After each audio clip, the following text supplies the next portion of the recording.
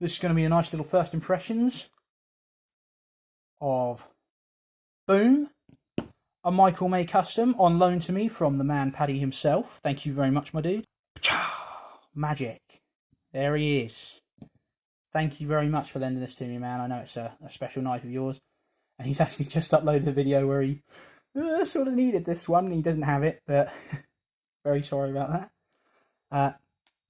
What can I say about this that he hasn't already said? As soon as I picked this up, so the first thing you notice, you pick this up and it's, oh, that's heavier than a normal. You know, like, got this. This is like, yeah, you know, it's just a knife. I guess you got like, I'm trying to look for traditionals. I'm not a big traditional guy, but I have a couple. Do you know what? We'll go with that. That's about the closest analog I've got to it. And you're like, that is heavier than I expected it to be. Not like, you know, anvil heavy, but it's, you know, that's got some weight to it. And then it's sort of, you know, feels a little bit bigger than it looks as well. And you start really looking at it. And look at those handles. Can you see those little flecks of green in that micarta? Oh yeah. Yeah, they look black. And then you get closer to them and you're like, wait a minute. Whereas this one's straight up. Yeah, you know what colour I am. This one's keeps you guessing. And then you... Oh, that is just super smooth. Michael May knows what he's doing. Everything on this is exactly like whatever you want it to be. It's just that. And you're like, so something I've always looked for on a knife and haven't quite found yet is, you do that. And it just fills up that, you want it to fill up that gap perfectly. And you want the camera to focus, but look, you never quite managed to do it. You've got space on either side. And even some like ultra expensive ones like this JE made. You're like looking at it and you're like, please focus. And look, just little gaps. And I'm always like, oh, I wish you could just do away with those. Oh yeah, that's about the smallest gaps I've ever seen on either side of that. And look how well the little blade, like the back of the spine and the spring, like merges together with that lovely carving on it. And that looks better in person as well, by the way. That's very like, that looks quite flat on this camera, but it's got some depth to it in person, let me tell you that. You got your nice Warney style blade there that Paddy's so fond of. Again, if you look at his Why Traditionals videos, he'll tell you exactly why. This is his high-end one, and I can see why. I think about the only thing I can find that's off on this blade. Tell you what, a couple of weird things. So first off, this side's flat, and then you've got a nice little swedge on this side. That's a bit odd. It is a nail nick. It's a nice nail nick, but it's a nail nick. I'm not a super fan of those. But, you know, I'm fine with that. That's all right as far as it goes. I think I don't like this nail nick because it's very shallow. Look at that. Whereas this one's a deeper, you know, you only get a tiny bit to... Whereas this one you can really get a lot on there. So this one's more practical, although I'm not a fan of how they look. The only thing I can find that's off is the stamp. Michael May, Sheffield, and see that little and? That's England. But it's sort of buried under the bolster there, and you'll never see that because these are pinned together and there's no taking this apart. So I think that's the only, like, if you moved the whole stamp up to this line, that would have been better. But otherwise, I don't have the skill required in order to fault this. There's no stop pin on this, but I dare say I don't think you need it. I don't think anyway. Is that blade wrap?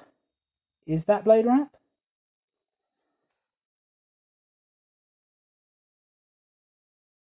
Oh, is that blade wrap? Hmm. Where is that? No, no, that's not blade wrap.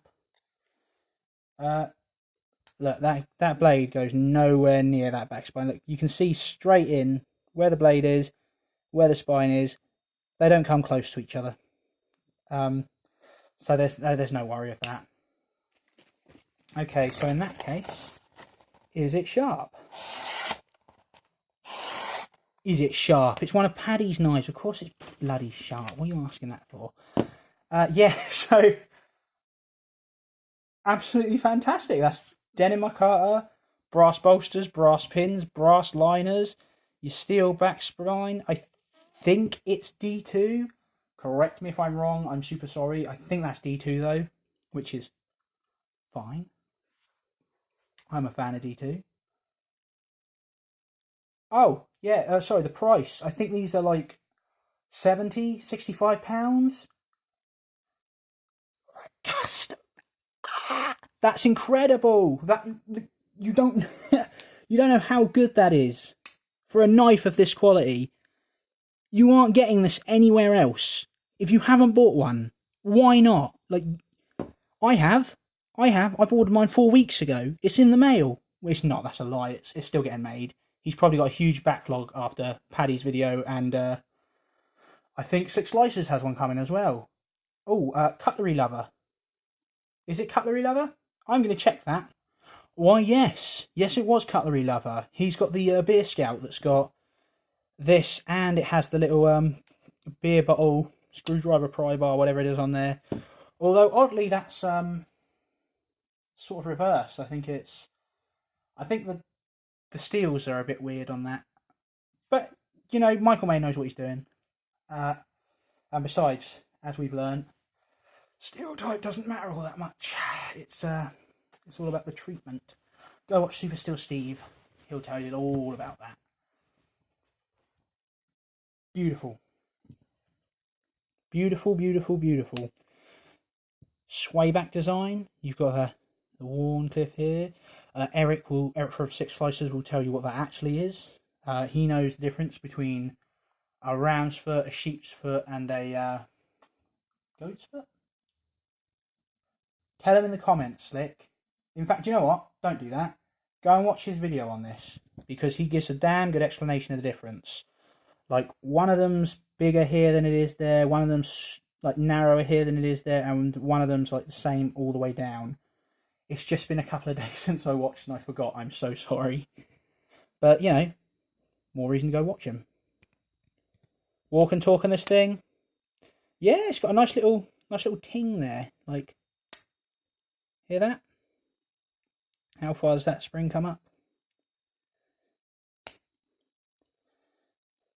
That's a nice... I'd put this at an 8 on the spring scale, on Owl's spring scale. 8.5 maybe? Because that's very strong coming back. But it's not hard to pull out. Look, you can pinch grip that one out. Whereas you try doing that on something like this, like, no chance. It's not happening. It genuinely is not happening. Once you get it to there, it's fine. And this is no stronger than that. I'd say this is about an 8 and 8.5 as well. What about this one? Oh, okay, yeah. This is like a 4, 5, 6, something like that. I'd say this is about 5. Yeah, so that was the strength I was pushing on these two. I just closed that one, the Best Man. But it's not hard to open, and the half stop is sort of like a non-manufactured half stop, so it's all circular, it's all smoothened round there. Like, look, there's no hard half stop. It's just, it will slowly go down and then snap about there, but not hard. And then you get to about there, and that's when it starts to get hard, but it's already all the way out, and you can just finish it. And then you've got all of this. Think, where's it break?